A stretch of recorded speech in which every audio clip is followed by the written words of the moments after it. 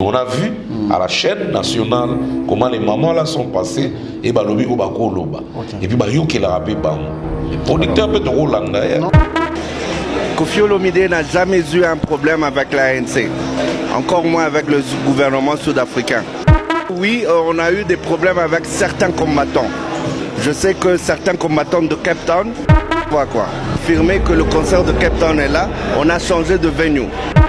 Donc, Bissoto c'est la dimanche, soyez confinés à quartier latin. Bah, comme Afrique du Sud, on va voir l'évolution des Gosala. Au monde, on va voir les Karine Mokonzi, les commissions, les Tracy, Glody Diasuka, donc Internet et baby.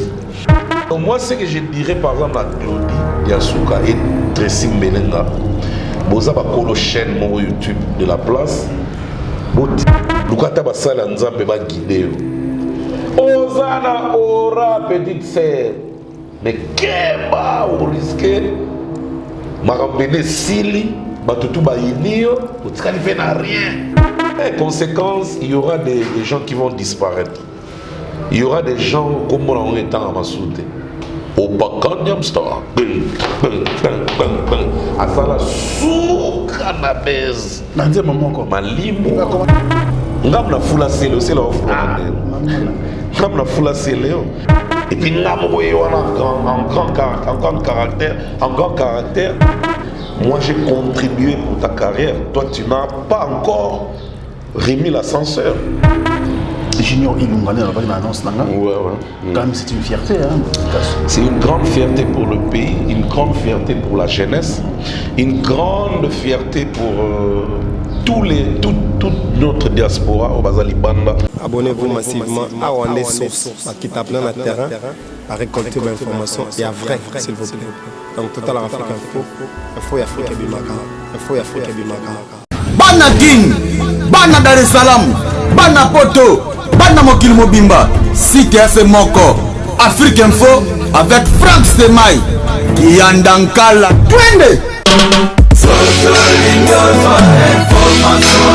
X-Bass Marandura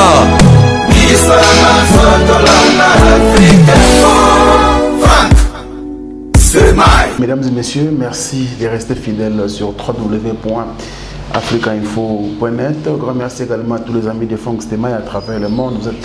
Nous sommes très heureux, bien sûr, de vous compter parmi des milliers d'internautes. Mesdames et messieurs, aujourd'hui, je vous signale que nous sommes encore revenus chez vous avec votre programme préféré et c'est l'émission Analyse, une émission que vous aimez tous, bien sûr, à travers le monde. Et aujourd'hui, nous allons parler de plusieurs sujets.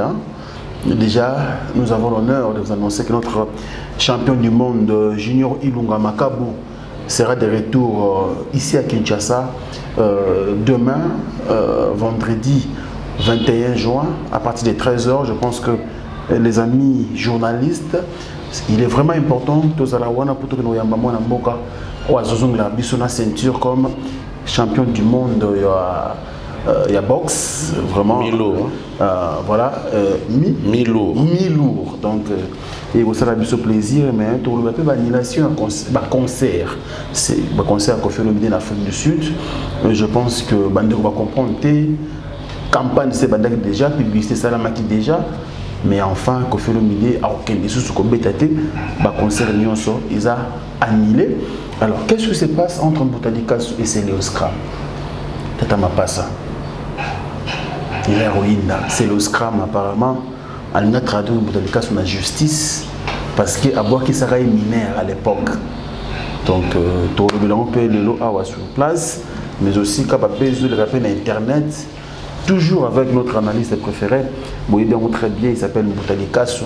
Mais en passant, on peut le Cambo, c'est-à-dire cet amour, il a dit qu'on régnait dans la musique congolaise, et je pense que c'est très important. Papi Kakol, à qui on a fallu pour pas. À petit drum, bien que les répétitions des concerts, mais c'est comme ça qu'on veut. Chef d'orchestre, c'est à Wenge Musique à Maison Mère. À Tiki, mouvement. Et c'était une ambiance folle oyo bandeko bili basepelaki je crois bomona dans les réseaux sociaux et c'est comme ça qu'on fait la musique congolaise ko bomana ko fingana eza les sous na place té nous allons analyser tous ces sujets bien sûr avec Mbutali Kassou. Bonjour. Ouais, bonjour Franck Stemay. Bonjour à tout le monde, bonjour à Maëlle, bonjour à mon Caps, le Willy Caps Kinkela, bonjour à Château, pas au château mais à Château. À Château Nkolo. C'est son nom, quoi, Château Nkolo. Donc, bonjour à l'internaute Nyonso, et ça va au Bella. Ça va bien comme Château. Château, oui. Comment Moutou? Très bon prénom. Vraiment, ils ont bien un prénom. Il y a pas français. Pour les français, il y a mystique comme monsieur Marlo Rato. Monsieur Philippe Fourchette. Mystique, français. Donc, on a salué tout le monde. Appelé trop. Mais bon. Mais pourquoi les guerres n'ont pas été là? Je n'ai pas commis ça. Tous les ans, on a guerre. On a la guerre. Guerre, on a c'est quoi le problème? Nga pe nazo comprendre te nazu ba même na hier mon de sola Arabie to sola le téléphone même hier to za na communication on va quitter ça l'émission na ibagité na bona gazo lo bana ozuye kana gazi nazi ba beti ngato peut-être to lo ba la fois passée que nazo ki transima kofi na beta li solo Brazzaville. Peut-être ngana bana boulé lo ya kanti peut-être ba betinga mikolo ya ngazolo bana aux yeux na téléphone mais à part cela on a développé autre sujet surtout ngazolo ngo bibisa disque nae na nga bibisi ngazolo lancer single là je crois lobby ya nzemu nae ya Lopez et puis ngapé na PC ba idée mo boye to na développer ngo alors il va y avoir face à la kin ou la salle on a poto tout pour ne pas face à la condensée ba cri na ene bi la salle il est pas ça la condensée ba anthropologie voilà il est à ça la depuis Nikerode Mbutali Kassou maison mère il est mo pe na to saolia donc il ça absolument bien public ba na poser loko on a ba décaler na noté pour l'instant à kenon na ma na ye ba to ba ebele de tout ça là qui trop mais na ba poko on a comprendre bapel naliena bapel finalement tu as quand même émission natalaki oh scram ezanine alors ba ni grâce ozongela kete non on a bien gagné souté mais on est bien on n'a pas de problème mais on a monté émission là ngai o déranger na bon na moni batunde ba sepelité batunde ba réagir mabe so nga na epsaka public ke comment conséquemment me va me comme monter maman ngoli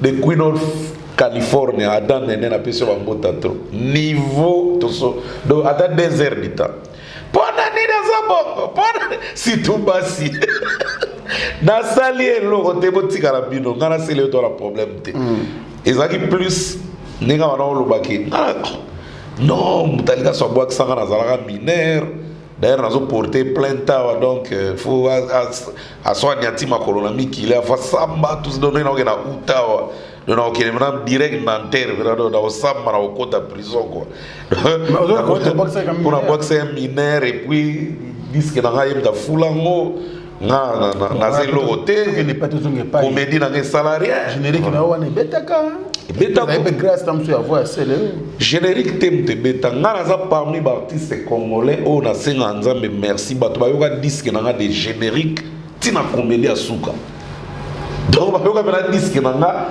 de générique position de tir tina comédie asuka deuxième album peut sauf qui peut bayoka bela générique bayoka na ba comédie. Donc on a fait un merci parce que chanson est là artiste belé même c'est le yemo azwa chanson nate banze monere abibisa album aliboso bato bayoka orthotonasie asala na fali orthotanasie voilà asala na fali bayoka ngo bayoka peto c'est tout ça au générique on a dit kafu bayoka pe asala Chabani non mais bayoka banzembu tout est il faut qu'on se le dise ozomona ezala deuxième album na e bayoka banzembu tout est mais nga quand même ils ont la sauve qui paie, ils ont la position de tir, bah yoka ba champ. Vous reconnaître que c'est le scrum de Moutou, peut-être que lumière pour l'album non, c'est pas la lumière, il faut qu'on se le dise. Pourquoi mentir aux gens qui sont vivants et bah au monde? Dans la salle disque et position de tir, dans les Bill Clinton a boit une animation, dans le bas on a une mission. Parce que Bill Bassala génériquement a royaume du Faki et maintenant on a Raga. Na Raga na chaîne stéréo, na 97, 92, 98. Ils ont un succès, il y a un succès. Je crois que ça on a 96, mais maintenant il y a un penalty 97.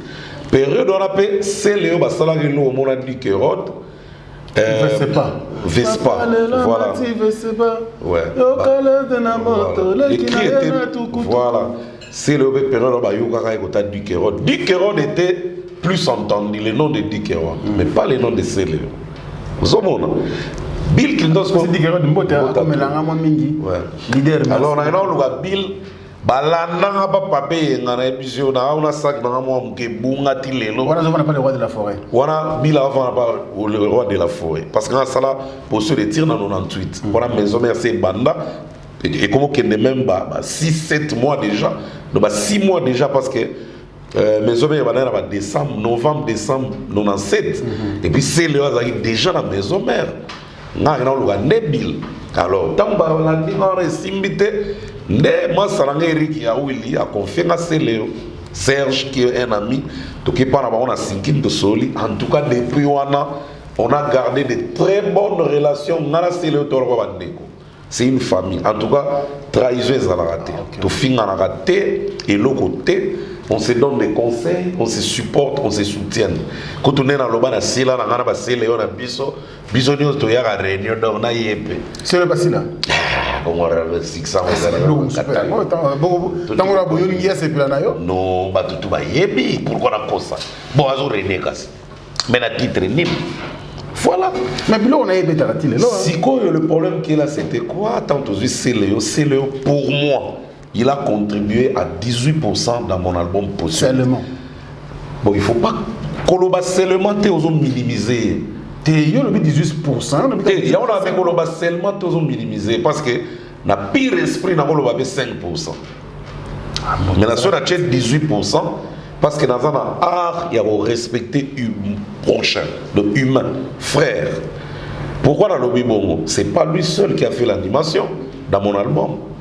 Ngamo na boaka, pourcentage belé. Banze mutu voix na boaka. Na boaka. Et puis Diego Li Indien, notre chanteur ténoriste, c'est pas boaka. Net générique à position de tir. Ngamo na banda honte. Position de tir bande koto welini ni mwana mamo. Ten. Ils avouent na ngamo. Tant que Kindara to koti on a Diego Li Indien, chanteur na ténoriste. Non, quand même. C'est le hasard d'avoir fini. Donc, Diego Azoua, n'étant que Bazala Kanambongo, Batiki Mbongo, Mbongo Kadifovako, regarde, c'est le Abimana. C'est les là, c'est les maman, les. Tant Abimina, on a zongi sous. NBA, jouer, Kenga, Moutombodi, c'est le Abimi. C'est le qui est sous la ligne. Après que na écoulé, kumanda, fumula nzoe, kumanda, ula. Après na souka, Diego Li Ende azongi siko, kibinde yayo, mama dogolo. Na pesi ko tudo kibinda bambota tropo, to zo pede lo na ba période na bangonde ba kibina fa. Na émission. Donc si vous voyez ça dans le générique, il y a combien de pourcentage? Voilà, donc on a travaillé ensemble. Donc on a dit c'est la foule à ôter. Ngam foula c'est la foule. Ngam foula c'est parce que la plupart des chaînes de radio dans on les cas. Batika là tout na na boire ba crité. Ngande mutu na banda ko dévoiler. Ah d'accord. Que muta boaka ezalaka c'est. Mais attention tant intervention rapide de Bimi. Bah tu vas me confondre. Attention intervention Bimi 8 mois après mon album. 8 mois ngana Bima na premier na hit parade. Na bêta là 9 mois. Non, l'intervention a pu de Bimi 9 mois après mon album. Ngana bêta là 8 mois premier na hit parade. Et puis 1 mois il y a la deuxième. Né au Sana Sigoge, cocktail ya Pepe Kale longolinga après intervention yo longola cocktail na Titanic de le molo bagé ba yo kasé le ba mutalika su 8 mois avant intervention ya de le molo bagé ba respecta c'est le na mushenga. Donc quelle que soit ma nature, quelle que soit évolution na ngai na ba problème na kuta nango na justice na producteur, il me doit du respect, moi aussi je lui dois du respect. Et puis dans le bara bien naï pour na émi valeur. En tout cas, ça m'a dérangé un peu tant dans l'année on a compris un frère qui est bien avec moi comment il peut bon. Et mon amour on est dans la musée de la galerie. Ce qu'on est le logo qui est d'abord c'est un mineur baby Frank. C'est Léo Abotamana 78. Album en avril et non mars avril 98. Il avait combien 20 ans. Donc mineur à 20 ans à Congo comment étonnant. Vous comprenez? Et puis il insiste de ce qu'on sa date. C'est à 78, il y a 82, 83, 84. C'est à âge mon héritier. Comment pour avoir hérité de période on a mineur? Pas c'est le Bill vous a mineur.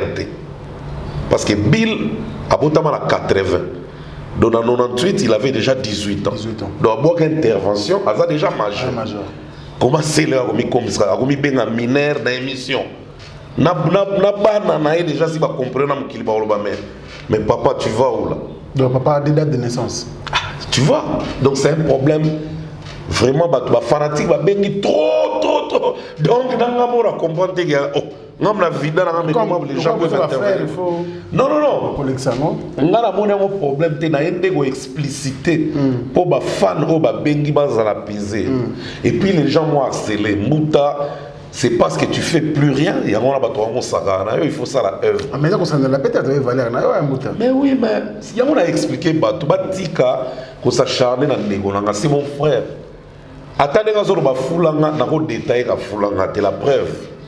So tali poster ya disque net de bon na poster wana. Au moins il y a 5 musiciens na chao na po ba yeba. Donc nege ba faire ba sala na ba wera na ba fabrication. Na be na sala yango ba denzu ba yeba na ebi denzu ba kila te soliste na ngako ya fait. Ye wana la ti lunette. Pe ya son âme akufa tika so depuis 2010. Nani ebi wali ki combattre. C'est lui qui chibano comparé. Il va le faire. Nani ebi Diego li ndente voix ténor ba tout le temps comme frère. Nana ebi Bosco ma jonte ba comparer na Papi Kakol. Yé wana zana Guillaume Bass, yé wana la di Gilet, a comme na Tanzanie, mon bassiste. Et puis ngamo yé wana en grand caractère, bien sur vêtements rouges, ba koma likolo na mutalikasu les numéros 1 africains d'Iri. L'accent combat c'est le place wana. Ngande mutu na cha combat c'est le na sima na pochette côté ba cha animation. Na koma c'est le Africa number 1. Parce que Bissona Al Pacino n'est de Bengaye Africa number 1 Scrum. Ok. Aux hommes Africa. Naina Al Pacino n'est de Bengaye Scrum Africa number 1 pour te dire valeur de la Bisso. Donc c'est le pardon vraiment. Tous à la net, tous à la Bisso, na ambiance na Bisso. Monique Oche ba fan na confusion, ba fan ba fâché. Et pourtant on a autour à la guerre, des ambientés. Moi j'ai contribué pour ta carrière. Toi tu n'as pas encore remis l'ascenseur. Vous avez pas ça dans l'eau. Vous comprenez? Non, on n'a pas ça dans l'eau. Mais c'est déjà une famille. Oui. Pour moi, tout est déjà fait. C'est une histoire. Donc, Tikali, on a démarré très bien notre carrière et on est déjà des grands. Donc, comme on a yebani werason na salika yebana makasi, moi Moutalika, je me suis battu seul comme on peut yebana makasi na sala ou na sala. Donc on est là, on évolue. Donc tout bouma moto, on a tout petit kabilo voilà parce que ngai nazana tant on a été qui parle via tout na sala analyse et les gens où il y a genre on a neti bazar exprime on a céléo bako considérer nga lwa na ba kaya ba tu analyse et nga na kaya mutu te lo fo ba baye ba très bien nous on analyse nga na vanda ka kimia c'était ma chelna micro a tout na question auto ko analyser à mutu nga na contribuer et na lo ba bien pour tout le monde bozong sa ba émission tout bon mon je parle du bien j'analyse tout le monde de la même manière. Nakena na mutu gauche te, nakena na mutu droite te. Soko salité, na lobo salité. au sali na olobo sali ngabo na na salité et les gens savent que non na salité mukolope na osala na oloba na sali malgré au sala raté mo beta quand même na beta voyager au Kenya ba Zambie ba Tanzanie ba bokebele Franck na beta ka yo kutozo chance à assister na une fois na nuku na bandaka ba analyste kutunga na monte oloba mingi to tshela même image batala parce que les gens ont appelé ba moni na sala appel lokote. Et pourtant, on peut leur montrer. Mais on a peut-être pas une conception de cannabis. Et c'est loco, on a cadre beaucoup de culture. Mais mille, on dit que la fanatique, c'est que la est tant qu'artiste. Oui. Bah ça est belé. Franck, si c'est que la tu vas Playboy, t'es tout à l'heure image. Donc tu as la image. Quand on dirige mission, oui, on a une image. Mais moi je pense que avec l'image, il faut monter pour moi. Non, c'est un problème. Même notre vidéo analyse au boé, on va s'appeler avec lui, on sait qu'on blague. Ouais. Mais ça bien été, bien t'es pas fanatique. On est des grands, on doit se respecter. Des ans on a l'économie balobana été, on est mbata. C'est pas bien. Bonsoir zong so ko ba gifle maintenant que non au koki so tala date. C'est pas normal. C'est pas finate. Au kokape o ba c'est. Non kokape. So ba démarrer za mabe. Non et attention. Mutalika sur d'abord non zelana. Nga d'abord na teka maloba na CD. Na internet te na CD. Maloba. Donc on a ko saile la mutu. Bon net ne ko démarrer nga. Na ko saile comédie et René Meyer. Attention. Quand je respecte, je respecte. Ouais. Donc le rôle à la zone estime, éthique à la bonne. Pour ceux qui sont ton fait baby, on est pas ton fait. Ça c'est la voix des Botanikasu, na bandé analyse c'est les dégâts. Mais bon,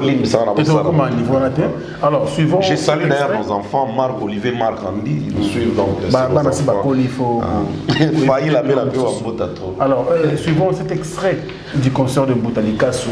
Et puis on va se retourner. C'est pour le plaisir de José Moulumba, le bogar de Birmingham. Il y a José Moulumba. De Béni Barcelone, Ipenda, la maman de Heaven. À tout à l'heure, suivez. Position de tir, position de tir, position de tir.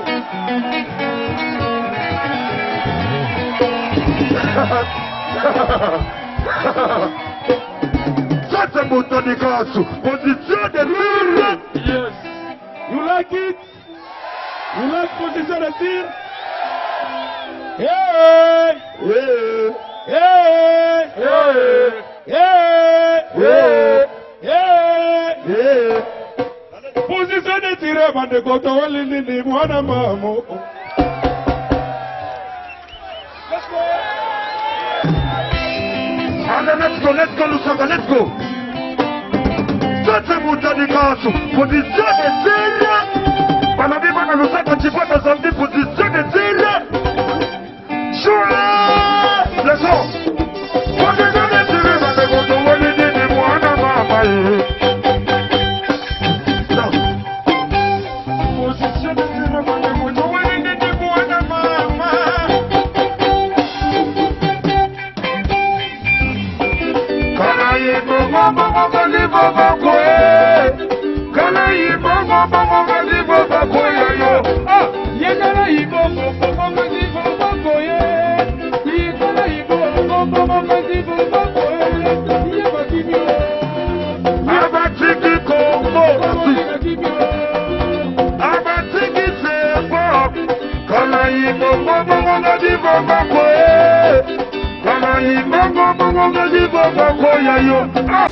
Voilà, je pense que Botanikasu garde toujours son statut d'artiste, mais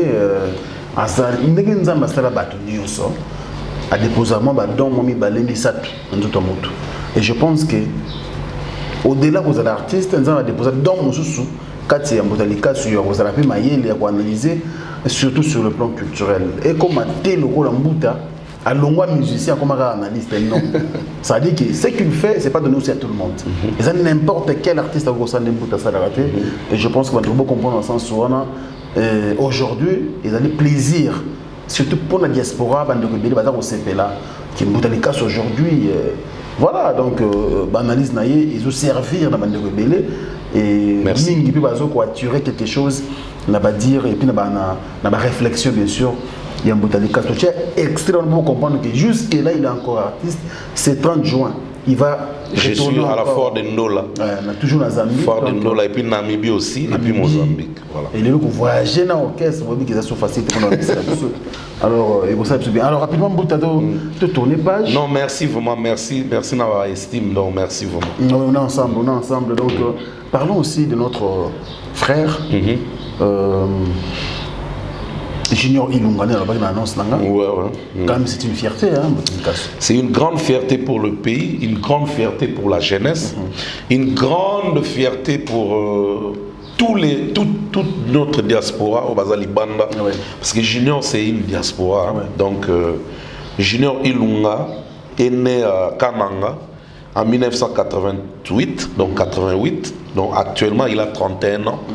Donc, Taïnae, à 1m80 et puis total des combats déjà livrés, 27 au total. Donc 25 gagnés et 2 seulement perdus. Donc, et puis 25 millions a gagné 24 par KO. Donc 2 fois dernier de Djogo Amako Finamboga. En tout cas, donc vraiment félicitations. Junior Ilunga, Makabu, donc Abunda, Otobundana, anglais, Tony Bellew, Tony Billy, le 29 mai, pour le titre mondial, il y a lourd léger. Donc, il a remporté, dans la minute, il est champion du monde, il y a lourd léger. Il est allé dans le stade de football de l'équipe Everton. Donc, les Goodson Park à Liverpool. Donc, c'est en Angleterre. On a combat stade? Oui. Et puis, avant, on a raté comme Mamona Grégory Droz, le 8 avril. Donc, Grégory Nazarus, le 8 avril. Donc, comment c'est l'ivagité parce que Grégory on a Zokaki. Na ba poigné donc yango ba bunda sauté un mois et demi avant ndaza azokaki yango ba bunda sauté et puis a préparé combat pendant plusieurs temps donc plusieurs mois na gymnase ya boxeur connu célèbre champion au bateau l'américain Floyd Mayweather. Floyd Mayweather, le boxeur le plus riche actuellement. C'est même le sportif le plus riche du monde actuellement. A préparé au Kuna à Las Vegas, aux États-Unis, dans le gymnase de Floyd. Donc, c'est un jeune à féliciter. Le drapeau de Congo, malgré Congo reconnaître vraiment total lobby suite aux des jeunes comme ça, on doit vraiment mettre les yeux. Pour mon Léopard, déception dans déception dans pardon. Non, dans mon équipe, tu es battu na flagon bimba balgon. Tu as pas les Kayabu, Doliprane.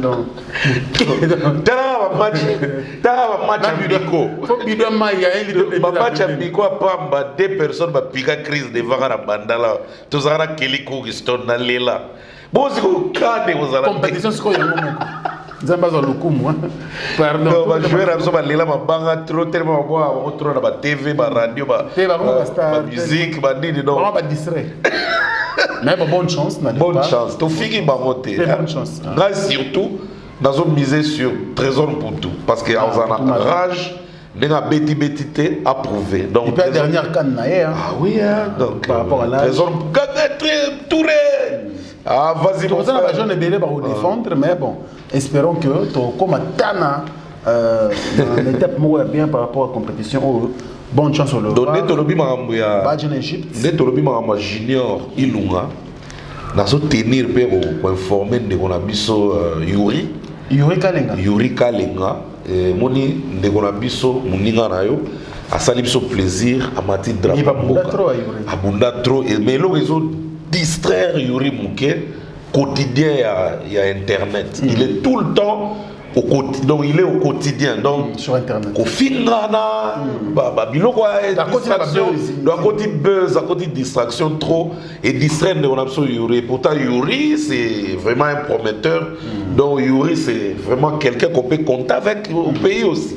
Donc Yuri distraction d'Imna mon frère Nzamba Ebi wa chana kati na yo donc aux athlètes moko vraiment apte na yebike au sala plus na au sala liboso le tala moninga et sali bien to lingi to mona bino mbale bokendaka bongo mais ça Ghana comment si à Ghana déjà Ghana, je crois en France ou Italie je ne sais pas mais tous la posa nango tous na boxe tous la bato bongo na karaté na bambamu na nage na foot na basket voilà na basket au monde bato belé bazo matsa lokuma mboka na États-Unis kuna ba Bismarck Miyombo bazé belé Congo par exemple les stars na biso champion Ibaka. Serge Ibaka.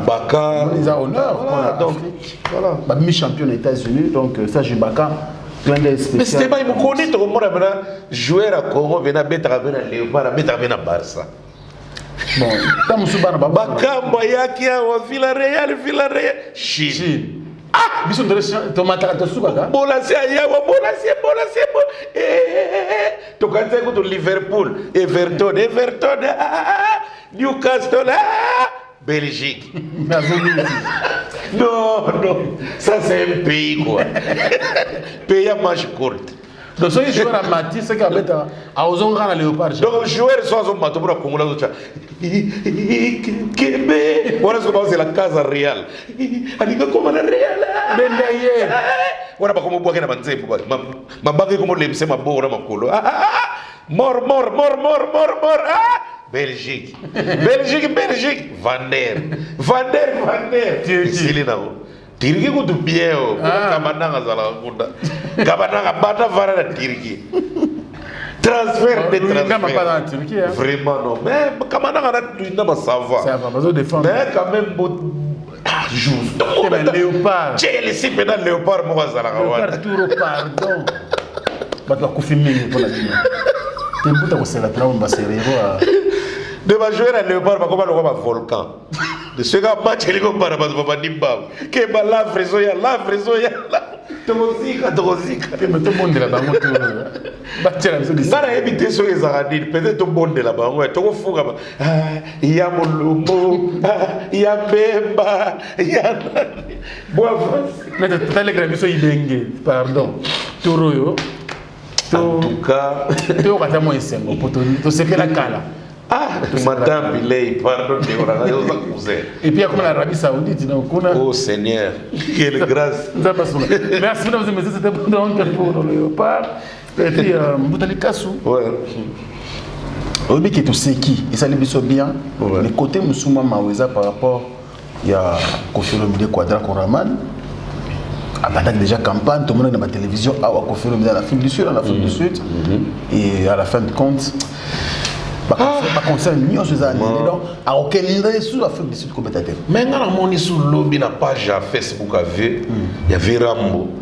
Il mo ba suivre na photo ya poster mo ba tchana na ba rue kaka na ba street na ba réel ya Afrique du Sud via comme na bomoni ils ont confirmé donc vraiment na zo kende wa ba na Afrique du Sud tozana bino. Oh na comprendre te na ebite vers zo tumbo la to eza pena ya solo ka kozala.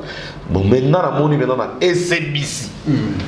Na SBC dans la télévision nationale ba mi pena une des présidentes de l'association ya ba maman. Ah donc ça annulé par ma combattante hein? Non, rien à voir dans ma combattant. Rien à voir. Donc ils appellent la sud-africaine ba maman. Waouh. Bon, à ça, les bangoni. Tout le monde a la même image. À ce côté, toujours illustré, il n'y a pas de problème. Ils en ont en anglais. Ouais. Donc, ils ont un problème. Ma maman, ma meki ko analyser, vient absolument pas. Batali, babiloko mingi, ou balobela ye, ou ba reprocha ye. Bango sko ba tchango en œuvre. Ba rappeler dans l'État sud-africain que Kofi pena ba efeo esalama na efeo esalama na Kenya ya coup de pied ba rappeler ndenge mamelera ya photographe ya Zambie wana ba pe anglophone baza trop sensible ba rappeler sous ba accusation ezali na France ya viol sur mineur ba bilo retourne en 2006 2007 2008 donc na émission ba réunir bilo retour wana ba yoka lisusu ba quelques émissions où les gars on a lingala na français mais nos amis nos frères traîtres qu'ils sont bon traîtres même selon Bango quelques de nos frères bazo ba émission na ba traduisa en anglais donc ba expliquer ONG on a en anglais ba comprendre qui est le vieux allez ba lobi non muto boye na pays na biso il ne viendra jamais donc ba tiki na no publicité venir l'équipe ba saisir l'état ba l'équipe na ba TV nini donc chimie club on a chimie beach club on a ba ba yamba en Afrique du Sud ba muto ba nier que ba on ba organiser te muto moko nde organiser aki ko louer kaka chimie club beach club on a ba Davido ba beta on a ba to malungeza place à danger ba to Cape Town ba ebi donc ba nier kutu ba biso kutu to mona te ba nde ko louer biso donc des mois grave tout un extrait hein on peut expliquer on va voir anglais Angleterre kuna ba no le kito black de dom on never give up à comprendre ce que cela veut dire. À tout à l'heure. Thank you so much for joining us here this afternoon. No sooner had the press release from the organisation standing with you done the rounds, and then there was news that the two concerts plans for Johannesburg and Cape Town had indeed been cancelled. You must be very satisfied with that. We are happy with that. But is that enough? The first was yesterday with the Cape Town venue. Claiming that they had already taken the decision last week, so we wondered why tickets were still selling in their name. And this morning we woke up to a nice one-line letter from Gallagher. That is very satisfying, but it is not enough. One, I am not convinced that the tickets are not continuing to be sold. And if they are not, I'm not convinced that the promoter will not go to another venue and try to find another venue, though we will find him there, he can hide.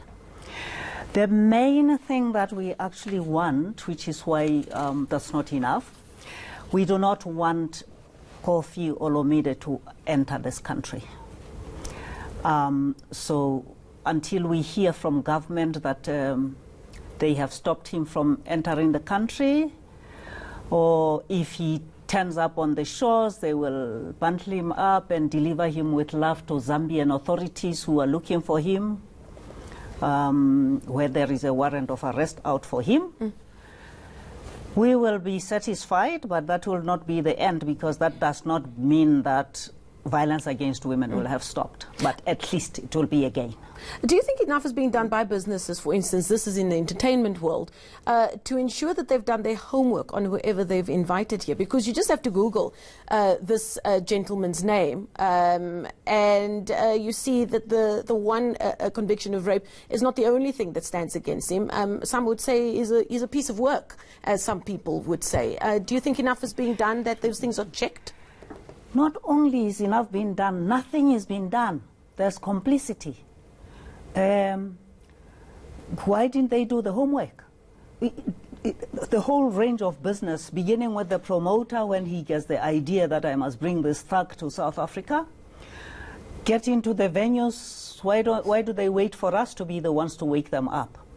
Get into CompuTicket, who is selling tickets, get into the supermarkets that are, I don't know whether they're outlets of CompuTicket or what, but they are selling tickets as well. So there's a whole network of complicity. Now, this man is in the public eye. Would your organization, and you're speaking on behalf of a few organizations that have come together to make this stand, do you believe that people who have convictions of this nature against their name, whether they are famous or not, should be allowed to get visas to travel into South Africa? Not at all. Actually, they should be persona non grata. Excuse me, not just in South Africa, but all over the world. Every country in the world should be denying people like this entry. Why was he not presenting himself for the trial in Paris, in France? That means he knew that he was in trouble. Why then would he just come here and march and make money and add to his fame? Now, but I'm asking about ordinary citizens of other countries, yes, who've had convictions against them. And then some would say, but what if they've had a conviction against them and they've served their sentence, their so-called punishment? Should they also not be allowed to travel into South Africa? It's a very famous question, this one. They have served. In many countries, if you have a criminal record, they do not give you a visa. you have to work very hard to make sure that you expunge that criminal record to be able to get a visa. Why can't we be the same? But worse still, when it comes to this issue of violence against women and rape in particular, you find that the sentence that they get is never really equal to the crime that they have committed. That's number one. Number two, the victims and survivors of those violence, there is not enough attention to their healing process, to their, recuperating, and healing is an intertwined thing, because most of the time, even a top-notch CEO, when they are raped, most of the time it leads to loss of economic to income, because of depression and so on and so forth, they lose their jobs. Those who are already unemployed, I can't even start talking. It's very difficult to find a job because of this cycle of psychological harm that happens to the people. Apart from others, also result also in physical harm. Okay, we're going to leave it there. Thank you so much for coming to speak to us. Buni Matlana Sekhwale is the spokesperson for hashtag Stop Kofi Olomide. Now they're just waiting to hear from Home Affairs and from government whether or not the Congolese artist would be allowed a visa even just to travel to South Africa, even though the 2 concerts planned in Cape Town and Joburg have already been cancelled. Alors, Moutalika Sotolandi, je pense que, en bref, vous comprenez l'anglais, vous expliquez à Lingala. Oh, Madame Anazoloba. Si, mais moi j'ai déjà regardé ça. Donc, Azolobela, bah, fait, ou via sala, ou bah, poussé bango. Donc, bah, raison, ou poussé bango, bah, télément. Donc, bah, tenir maintenant le gouvernement sud-africain en garde, que ce moment qui, tout le soulèvement aux alas, il y a des mamans aux oïdétés. Donc, elle a vraiment insisté, et c'est des mamans sérieuses. Il y a des Zulu, il y a des lobby. En tout cas, il y a des donc, ils ont arrêté. Donc, vraiment, ils ont un dossier un peu sérieux. Ils ont pas combattant. Ils ont pas combattant. Ils ont une association avec maman. Des fois, ils ont pas payé anglophone, même dans Kenya. Tant actuellement à l'aéroport, bateau télémé la vie, ils ont maman. Ouais. En l'occurrence, la première dame de Kenya, parce que venant na obeta, qui n'a même la télévision na KBC à l'ECA, na la télévision KBC n'est pas besoin, pas Kenya son aéroport. Donc c'était comme ça, donc n'a pas pays anglophone bassi, parce que les pays anglophones c'est d'abord la femme. Oui. C'est la femme d'abord. Et puis, tu vas vendre en Angleterre, tu vas vendre en Afrique du Sud, dans le Kenya, dans Zambie, donc, c'est la femme d'abord. Voilà, même dans le cas sur Atotali, apparemment, le producteur pas se prononcer par rapport au concert. Oui, à part maman télémel, à part maman baleka qui na chaîne nationale balobaki, et ça là qui coûte que Chimie Club, Chimie Beach Club, va désister na offre. Mais producteur de son côté aussi, il s'est défendu. Yamba qui est Amérique Loba, la communauté, parce qu'ils ont d'abord communautaire, et puis les Sud-Africains aussi. Il y a aussi des restes des autres Africains. En Afrique du Sud, il y a Kofi, ça va la concert. Alors il y a ces défentes. Alors il y a des combattants baza pour que concert est bêta. Combattant pour que concert est bêta. Pendant que annulation à concert il dépend de la combattante. Voilà. Il dépend de la maman. Mais il a contredire. Alors il y a plus entente qui na combattant. Il est producteur. Il y a quelques combattants. Il y a des bois que ça maman. Il y a des Kofi a un problème dans le gouvernement sud-africain. Ils ont le Kouta, on a vu à la chaîne nationale comment les mamans là sont passées et balobi ou bako loba. Et puis yo qui l'a rappelé bango. Les producteurs peuvent Rolanda. Non mais il n'y a pas de problème. Maintenant on tire quand on a bouquet, tout ce qui est producteur, tout le monde extrait. Il y a une mission producteur na le Ronanga Jenny Okasa. Depuis l'Afrique du Sud, je te salue de loin. Alors, tout le monde producteur n'a solo.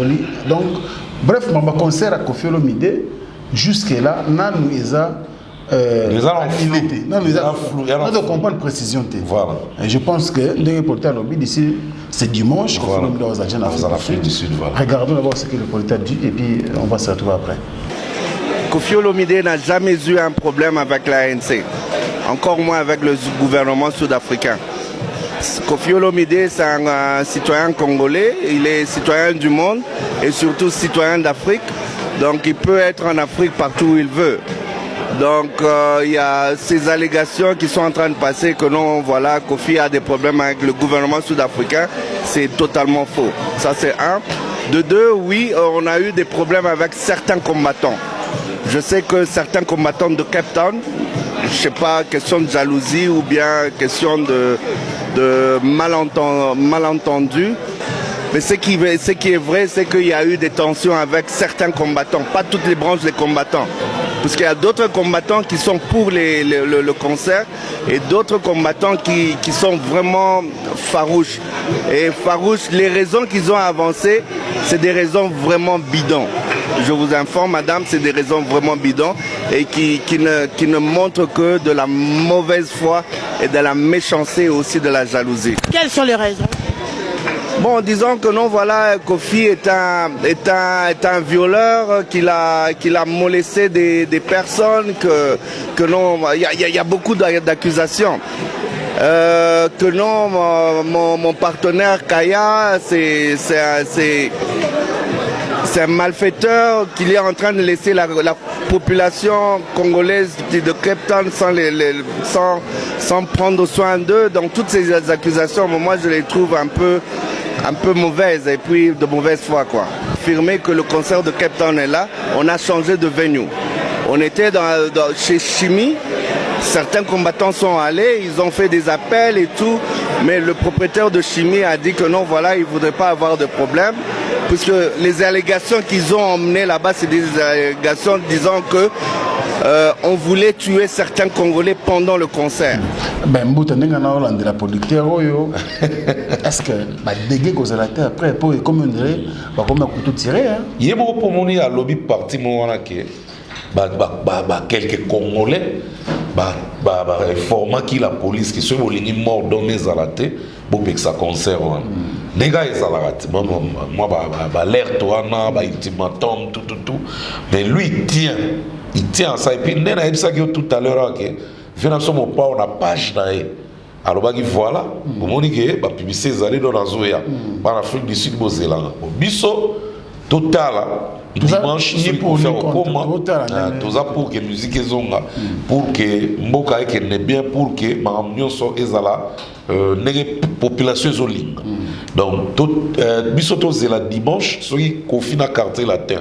Comme Afrique du Sud, on va voir l'évolution des Gozala et puis on tiendra compte là-bas. Internautes pour évaluer l'évolution. Nous on a analysé, on a vu que c'est deux camps. Donc côté maman, côté combattant, bien qu'ils ont négocié avec quelques combattants, mais nous sommes tenir caca. Donc c'est un peu. Et puis en Afrique, dans Djobour, on a dit qu'ils ont arrêté à payer la place. On a payé un foutu. Donc attendons voir ce que ça va donner. Donc bonne chance à notre vie Kofi. Et les autres après, même peu dans Schengen, tout ça. Basi d'abord. Donc basi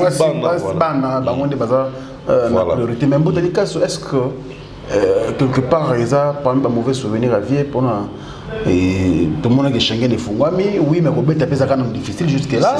Alors il y a ça la pierre à en Afrique du Sud pour orchestre peine qui ne respirer. Alors il faut handicapé parce que la plupart des événements via ça là en Congo, c'est plus lui-même qui produit. Donc d'ailleurs, j'ai salé Adolphe Mouté Bachilamouina, le boss qui a un mine à lui seul et puis les travailleurs. Quoi. Donc, on est dans une initiative vraiment qui ne veut pas qu'Angola, surtout Paolo Toudil aussi, le sénateur. Donc, Moni, Kobeta, il y a des salaires grandeur et artiste. Même Bastard au Bangaga,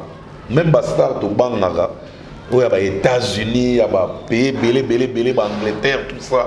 À part album, à part ce qu'ils font sur œuvres phonographiques ou quoi, les tournées, elles sont très importantes dans la carrière et artiste. Et via tourner trop. Sont arrivés, na Congo awa na ba velu en tout cas muta tourna le roi mon pa wazate sincèrement il faut dire vrai na ba jeune to yebi mais na ba velu en tout cas muta tourna le roi Kofi Azate et puis ba pays africain nyonso oyo donc ba to contredire ngate sto kinda to mona to zo inventer quand on parle de un artiste qui est valable apte au Congo. En tout cas, on a combat Kofi, Fali, Awilo. Mais sous ce jeu, on a moins de difficultés. Là, moi, je ne mens pas. Et moi, Wera, et moi, Ferrepe, Mouké, JB. Mais les noms qui priment, on a réfléchir, Kofi, Fali, Awilo, Lomomba. Extra musique. Donc, c'est des noms qui reviennent. Donc au quotidien quoi, donc vous discutez vous tout au Tchekaboué, Moutalobi non bala.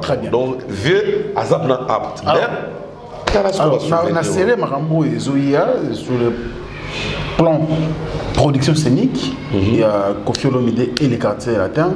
Stratégie ne vient qu'au arrêter pour arriver qu'aux Zongela. Nabitso vient à la stratégie. Babiloko ozomo les salama oyo, eza biloko moko. Peut-être, tant au vivaka, on fait des erreurs, des fois on saute. Tout ça, l'erreur, on saute. Donc, il y a une récupération d'erreurs, quelque part, comme arme à détruire, arme à destruction, il y a Kofi quoi. Donc, dans une stratégie vers au salate. Stratégie à Makasi vers au salate, un album des légendes. Asenga pardon à ma maman n'y en soit Afrique. Oui, mais ça c'est mot inaperçu. Et yo kanate. Vous comprenez? Et yo kanate. Via Kobenga bena star, a Kobenga une grande dame de la musique Afrique. Net ba yemi à la néwana. Basel feature. Basel bena nzembo via zu bena cœur, moni ba cœur, oh ba genre bena ba gospel wana. Ba fille na ba fille bena.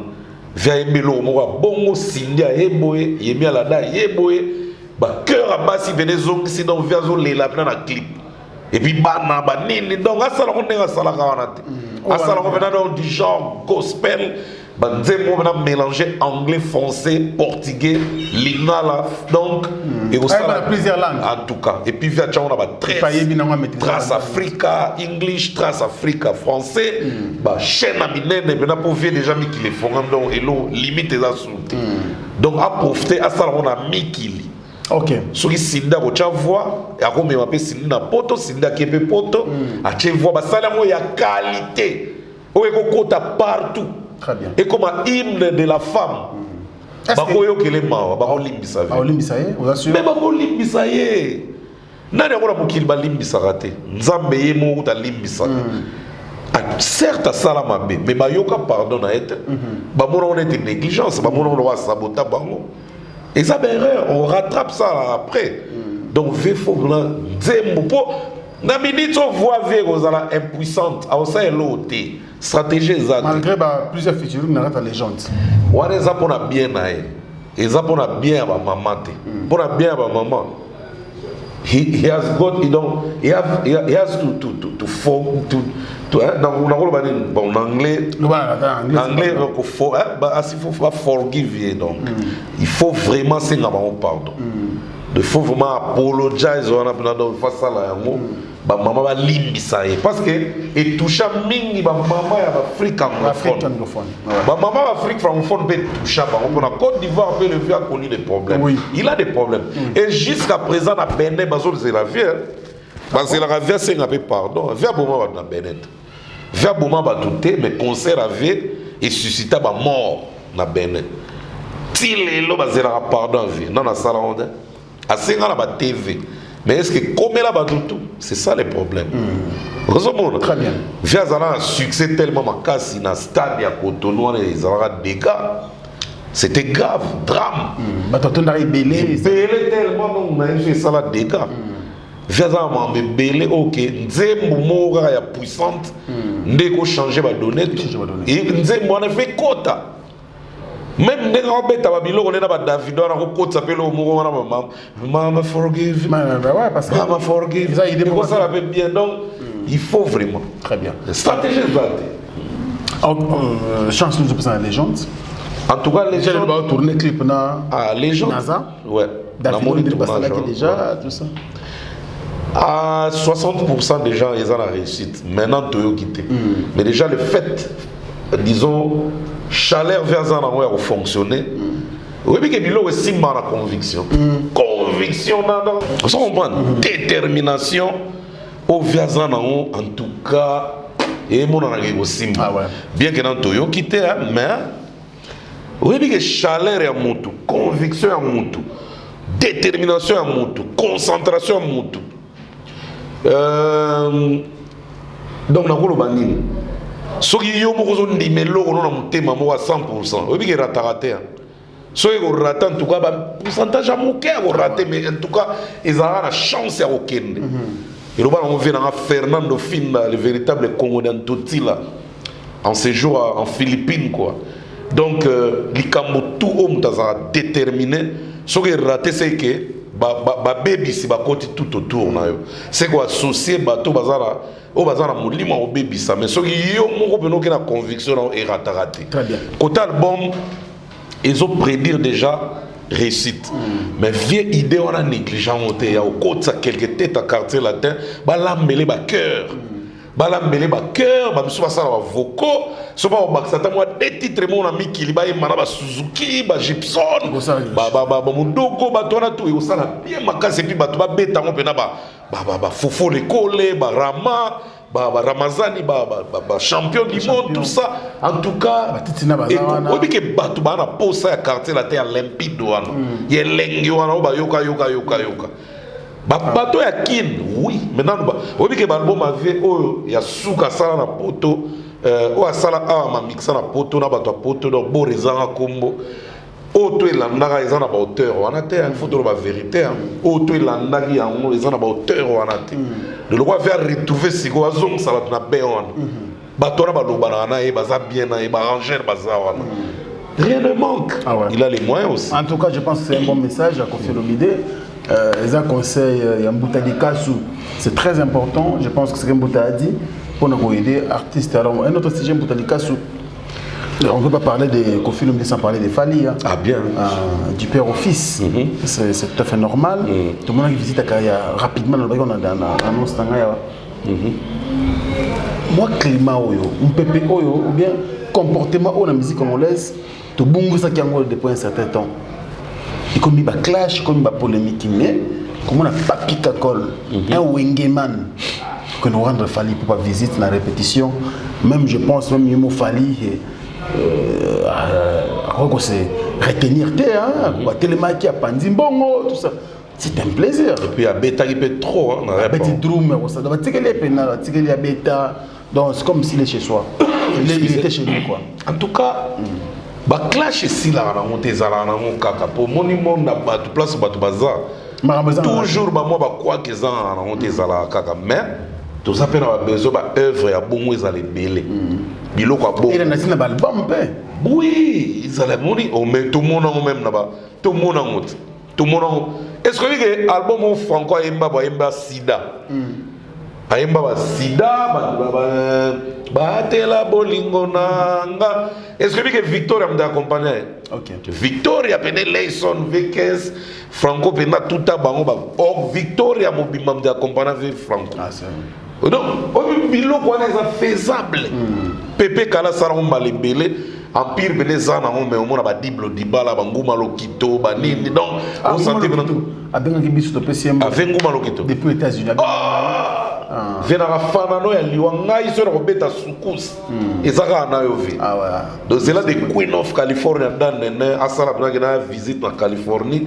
sukus fait ce qui fait diblo dibala za wa pivé c'est des légendes donc ba venguma wa Ozra Mambila belle ba ça la tournée zomon et ça la biso bien avec Gilles Sana donc Sana promotion mobalo à l'équipe producteur de son beauté les gars tamukati les fait tamukati na spirit voilà évoluons donc et là Salama qui on fallait se préparer Bercy Bercy c'est une salle vraiment au lait au tonalité Kalomeki parce que Kalomeki Kalumona. Donc, tout à moto na tout de vos sociélémos, de vos mecs les wele. Donc, mais il y a un coup de tête tout le monde na site de Mbunzelimwe.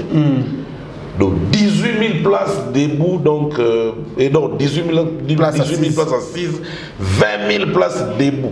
Mais il fallait vider ma ticket dans 2 jours. Ma ticket ça aussi là déjà, dans son côté dans site à Bercy, au Tali au moins on a ticket Cécile. Donc il y a quoi bon. Il y a une page Facebook, il y a prix Nobel de la paix Nabiso, c'est-à-dire que sa fierté en Nabiso, le docteur Mukwege. Plein de spécial à lui, c'est un grand monsieur aujourd'hui qui faut que les gens soient pas respectés. Parce que tout le monde là, ça a honneur et Mboka Nabiso. A comment qu'il fallait contribuer à $5 000 pour la réparation à maman dans l'hôpital en Pandi. Donc, en tout cas, bravo à docteur Mukwege pour la Moussala, madame Mazarotiro Sala. Et tout Congolais, il y a un boutali kassou. À ta vie, Nabiso vous dit caps, moi $10, moi $20, tout soutenir docteur Nabiso Mukwege. Puis ça, numéro 1, puis ça, docteur. Ça, c'est rien. Non, mais c'est. Parce qu'on a dit dans un autre. Docteur, Pandi, ça, on a Est. Il y a un Est, autant de la so que Zambie, pourquoi que Pandi était? Na Zambie va sommer un ticket. C'est comme bon ticket. C'est ça le problème. Parce que na somba na rotinda en fait. Rotinda oui, on le contact, il y a pas de problème. Docteur Mukwege, c'est l'homme. Ouais, c'est l'homme aujourd'hui le plus honoré de la République démocratique du Congo, mais le plus simple aussi. Bon, fallait pas que banana 5 000. Mais 5 000 la personne n'a oya kokeli. So yo kokina $10, au PC $20, au PC. Moi je pense ça dit bah on reproche un artiste na biso beaucoup on va pasteur. Aller sans retour. Donc il ne faut pas passer ça rabino kaka. Ça aussi le mal. Il y a des problèmes dans ces pays. Retour. Tant que Zambie aussi sommes sur $15 000. Mais quand ça fait que na mboko là. Ouais. Que na mboko bana banzala. Non. Toi les gars rabino pierre rabino bino pesa kati. Et quoi les gars nos artistes tous en ailleurs. Est-ce que c'est normal? Non, mais en tout cas, c'est vraiment très, c'est très profond. Ça là, si, oui, les gens lobby dans ça là, en tout cas, les couilles dans le non. C'est un message même pour la diaspora. Dans le pays à Poto, il faut tout ça rappeler de la même manière. Dans le pays au Baligo, télé, surtout dans le combat, ça la geste. Parce que maman, c'est significatif. Oui, c'est déjà fort. Hein? Contribution. Appel na bango zo koma na mboka contribution financière pesa peu fort, très important. Yo mona wapi muntu azana pasi azana hôpital azo souffrir qui ses até yo zo lo bagana na télévision to na radio. Mama zala makasi. Nzamba simo ki mbango ko batela yo. Akobatela yo. Bah il y a la communication. Tout est communication. Yo mutozo ganga pe. Soki o sala. Salaire no ya malumozo akawana. Ata na cadre à 10, longola ta 10%. Tinda kuna ba soigner pe ba maman wana. Olobelaka bango pamba te. Okangi parenthèse. Ah okangi ba. Tokanga to continue na. Excusez. Ouais, mais c'est pour bino ba. Excusez. Mais Romain. Non, ça va. Ah. Donc en tout cas, c'est un geste fort. On comprend. Et ça très profond geste. Oui. Alors message en péki et comme il y a bien dans un plateau awa. Mais l'artiste c'est nyonso ya Congo. Parce que oui, Congo ça la belle geste on a combattu par le mawa. Bah oui. Oui, ah oui. Déjà geste. Non, ça veut dire que les combattants. Est-ce que ça fait très longtemps que Sorana Bango. Bango balinga kaka artiste bon c'est impliqué na souffrance ya peuple. Oui mais kasi voilà. Bon dans la terre on va tout comprendre rien. Non mais déjà c'est un problème. Les prix Nobel Docteur Mukwege oyo Mukwege oyo monde entier zo reconnaître que les plus grands combattants spirituels et puis na kati ya mboka Dimta soigner ma maman wana na hôpital à Panzi. Donc déjà reconnaître que un tel merci pour la geste. Il m'a dit c'est ça on va combattre tout basengi merci. Oso mona ngote. Et pour nanga le rôle a fallu ça les gestes wana ba combattre ba s'adresser pe na artiste tout. Ngape mutalika so nazo s'adresser na ba tout. Mon pa o mon kondi Koffi Olomide. Vous payez par Rolls. Rolls, c'est un nouveau modèle. À payer Rolls. Moutou moka benga na pota lobi ya location à 3 mois. Et Taliban. Et bien en anglais Mikolo. My beautiful car. V. My beautiful car. V à la qui c'est Rolls. alongola dim atinda na pandi ba mama na baza ba kola na musique avec comme ça c'est dans mon pays ba to ba ébité te asalité asala docteur oyeba non docteur soko tinda ko dévoiler à remercier a ko remercier ils a déjà ko dévoiler donc mon pas peut-être pas ko za la distrait na eloko bongo ba Sandra Kazadi ba fina so tout ba ko kipe ko la musaye ni fala tindi 5 via ko tinda pe 10 pera falit faire pe koto yeba ke ba mama na ba yemba ba nzemno ba maboko pamba ba tucheze ba yemba ka yango donc ko sala pe geste Fabregas ozawa no sali novelas ba mama mbalinga yango tinda Robinho ba si ba betsa pe kote kuna mikolo sali biso te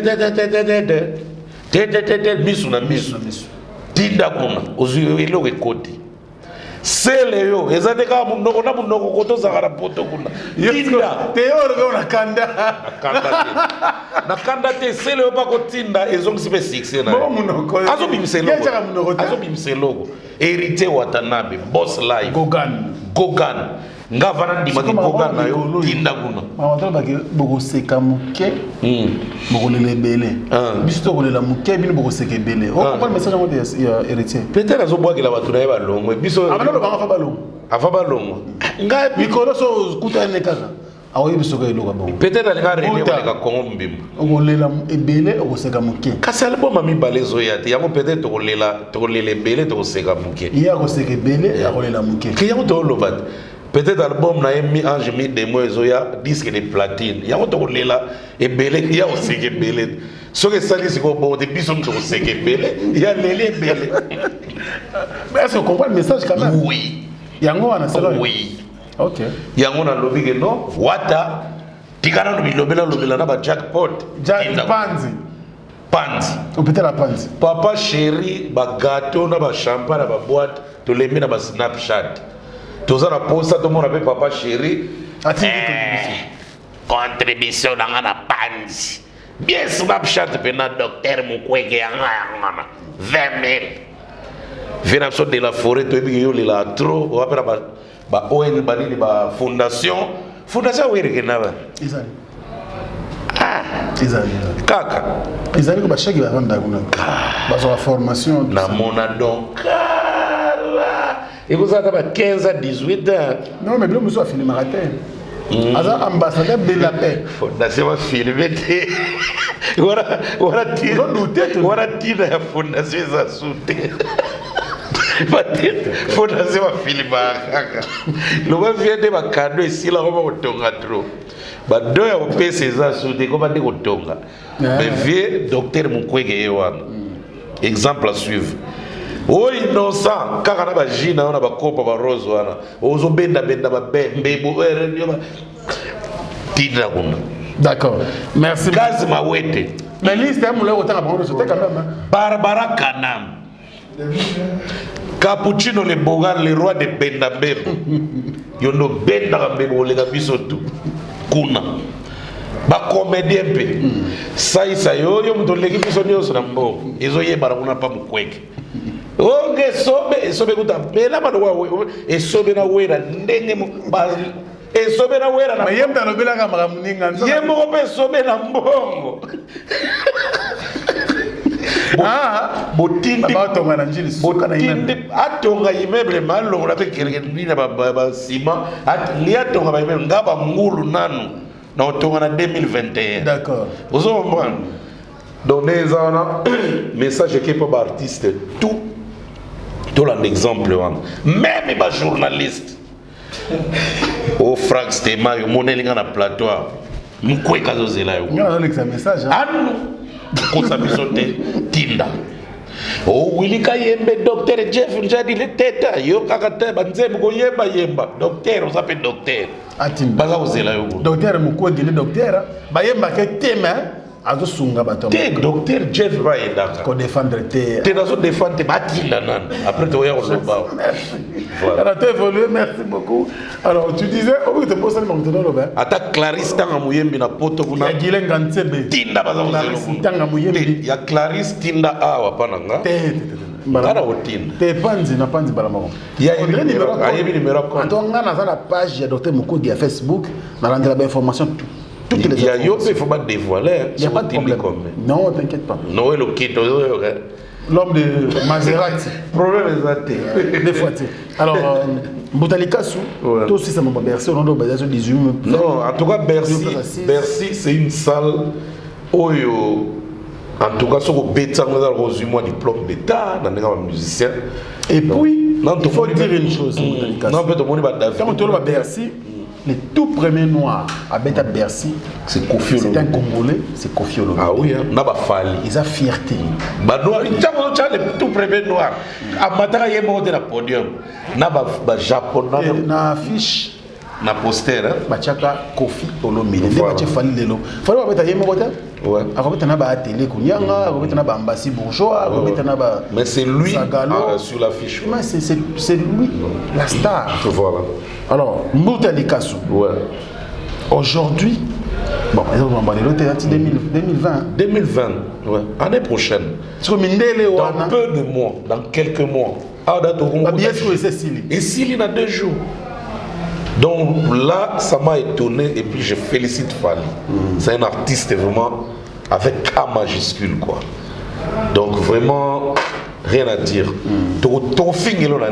Yo yewano tinde pour la maman kuna bazo souffrir. Ba maman bazo opérer kuna. Côté musique, bazo beta ba coup de tête, ba coup de pied, ba coup de mbuma, ba musava. Donc to linga ande boy. Ah ouais. Siko nous t'aboyons encourager tes pour. Ah ouais. Tu vois. Et puis avant 2020 déjà tourné aux États-Unis, après ça à remettre avec. Donc félicitations Fally pour parce que Bercy wana depuis 2001, nous avons souka beta mon papa ou manaba Congolais. Donc félicitations. Il faut dire que connaît Bercy continue à fonctionner, bah tout bien. Et ça va me partir c'est pas boss à l'adresse. Congolais n'est boss à Naba africain ba boss à part ba Youssou non pas africain. Nanu na mona Arafat alingi de la Bercy ta que tout na ba loi on a combien. Ah ça l'ampia capable. Non na mona Davido te muto Cristiano Ronaldo krekata Ronaldo kalingi na Bercy atoni kuna ndeni na ko loi on te ameka gati. On les a les boulou manzengeli. Donc c'est les îles qui valent la Bercy. Toi mi komisa ba Congolais alors toi fort. Ba Congolais ba fort. Connais mon frère. Lobi on a l'exemple ba JB Baroya. Non JB c'est ba bêta. Lobi tout le monde a fait répé.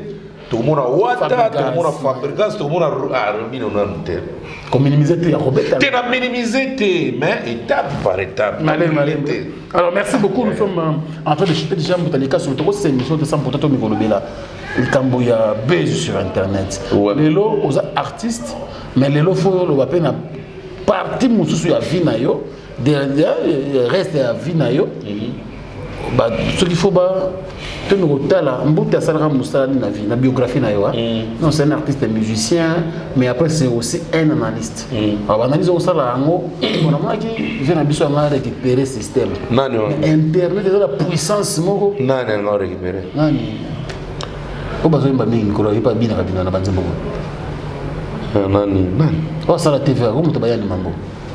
Ah Eric Mandala. Eric Mandala. Ah. Anga bendo internet na puissance moko. Non, kuna émission freestyle. Freestyle. Kuna za émission jour normal. Kuna wege ba tu. Il faut to check na ba mambo analyse. Ba ko check na internet. Alors tout ce qui se passe sur internet autant la commune ko analyse attaque muto.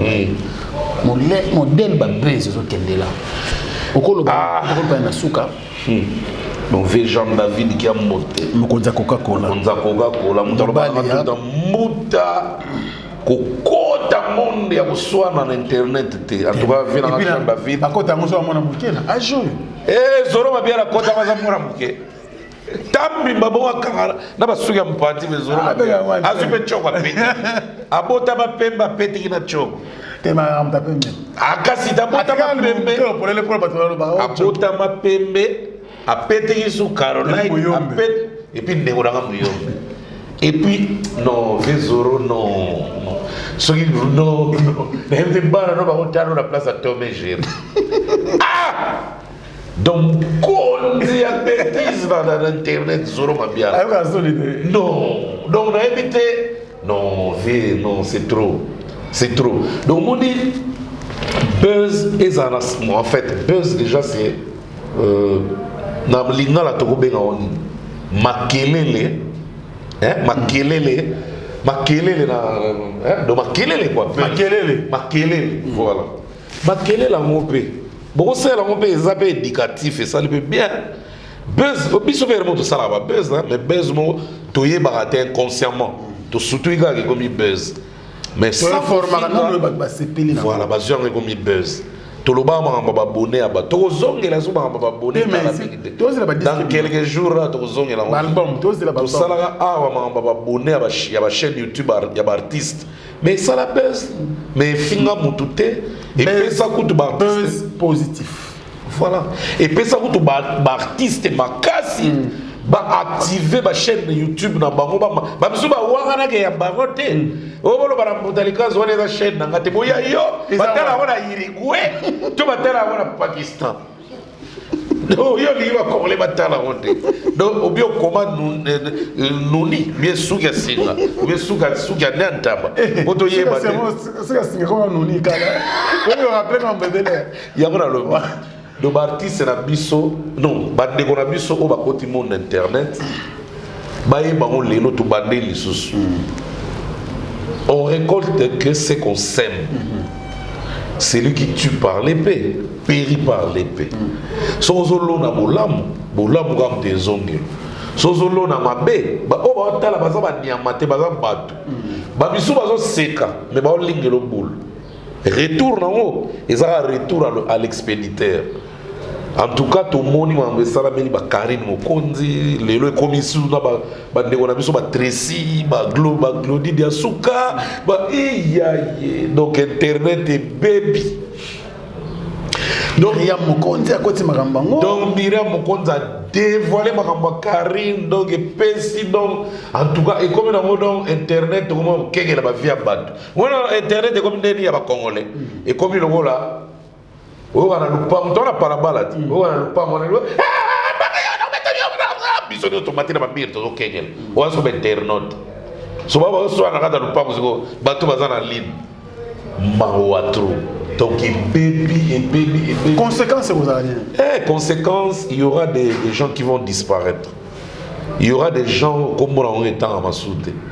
Au Bakanyam Star. À ça, la sous-canabèse.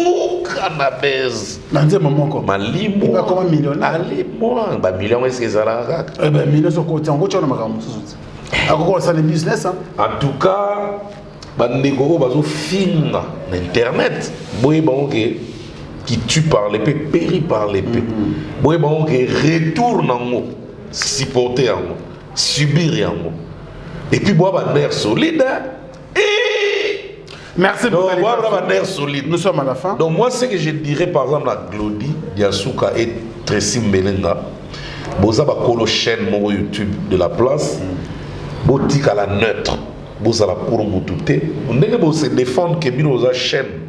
Beaucoup y a tout le monde. Ah, on l'a dit dans Amazon. Excusez-moi. Des fois censure pèse bien. On me rappelle qu'on censure et on ça la paie bien. Mais public en haut, et là curieusement, public en haut va s'épeler là, on va censurer. Bilo mot brut, public ils ont s'épeler là. Quel genre de public? Il y a public et public où ils ont nuire après. Karine Mokonzi. Ozana ora, Ozana lupemba, Ozana loko moko na kata nzoto no, tisiko ozoye bate, et loko angozanine. C'est comme si on est aveugle, c'est comme si on est sourd, c'est comme si on est mouna no elote. Lukata basala nzambe ba guidé. Ozana ora petite sœur, mais keba on risque, marambene sili. Batutu ba inio, tu n'a rien. Et pourtant tu peux en profiter. Il y a encore du temps. Ozana au moins jeune, dans nos unités, dans nos qualités, Ozana nous. Karine Mokonzi. dosé. Tu as vu que mingi balinga kotango kendaka bongo. Mais mutako saote Karine. Et zara biloko mususu salaka o fingi kutute. Mais batu batalio. Ngala talaka ere ba direct no mona ngate o kengela mo beta kara. O beta ne kara. Mais ezana ba direct mususu salaka. Ozo ye baronze banzambo ozo kumisa nzambo. Mo ba 900 vies déjà. On a 1003, 1006. Et puis, Mataraloa n'est pas kindoki. Mais ça la aura na yo, petite sœur. Ça la aura. Ko soit na gagate, koton na gagate, kanda gagate, rankin gagate, mute au salon za la Karine Mokonzi. Na minute aux na stade, tu peux tout faire et vous aura bien. Et puis Karine aux en étape où il faut supporter l'artiste et tout. Moni aura aux en Ose a église au milieu du village et Baxio succès même 3 ou 4 fois plus que Ozana. Si on va nous supporter tout. On dit que les fans de Zaïko ba Holanda yo, les fans de Kofi ba Holanda yo, les fans de musiciens nyonso ya Congo. Si on a église au milieu du village, ba supporter et puis tant ba supporter Karim Mokonzi na uma bombe. Eko lobisapé bateau bazo yé baté kotozo kendela. Bien qu'au salaire à erreur, mais tu peux te ressaisir. Et ça trop tard, Karine Mokonzi. Tu es belle, tu es une fille gentille, bien que vous avez des défauts, mais tu peux corriger ça. Conseil de grand frère. So, yoka vient en mutalikas, yoki. Apprendre ou à laisser. Na forcer au thé. Biso tozan na biso. Oza dans les bons, tout ce qui n'a eu. Mukolope nzamba obenda pe mana yo to yanga. Botoleli, to meli café, to kabouane. Mais to lingi bongote. To lingi tozo ko la sala maman plaisir. Maman zo le la trop. Sala mère plaisir et sala biso bien. Ora maman la biso tout. Donc conseil dans la mona c'était mai. Merci beaucoup. Pour la Glody de Asuka au péta qui va prendre la mona image na yo mais Glody tu peux te ressaisir. Bilo tout les aba buzz. Et za la famille na yo. Et za la famille mobile na yo.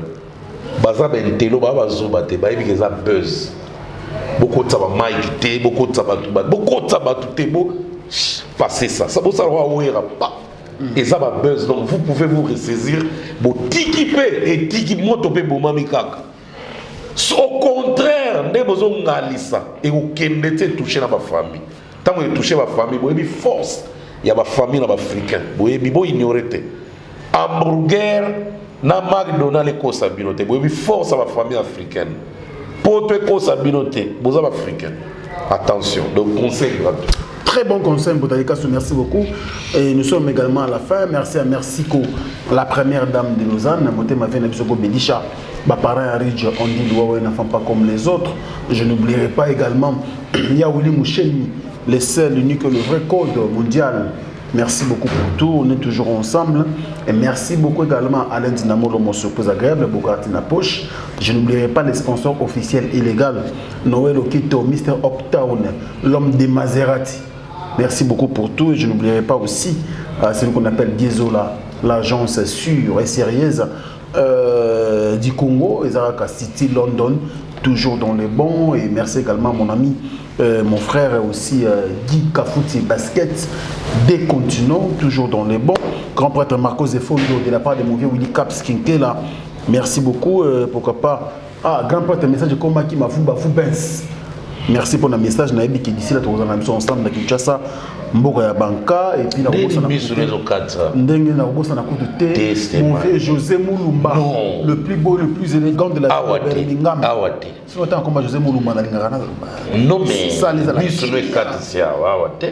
oh yanga naïbi si autant on carte José Moulumba non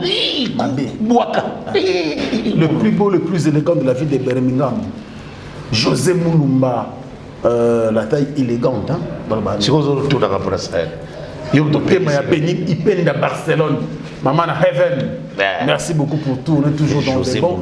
Des fois que tout est. Et puis, grand prêtre, mère n'a dit son nom comme Mazen Zongo. Mon thème, bien sûr, il y avait Willy Caps qui est toujours dans les bons. Milita, merci pour tout. Héritier de mon thème, Cachemire, à Lyon. Merci beaucoup pour tout. Grand prêtre Abili Merda. Toujours dans les bons et puis Alpha VK. Alpha VK na Sud. Merci beaucoup. Botalikaso. Kasi tani ba komba ba VK ça. C'est ngana yena oya ngamo. Mais kuna na tanga Marco Zefundo de Londres, ma vuba vubens. Il y a José Moulumba, il y a Serre Nabiso Beni Barça, Mère Mazin Zongo. Donc, Misso, c'est déjà frère, il y a la Baltica.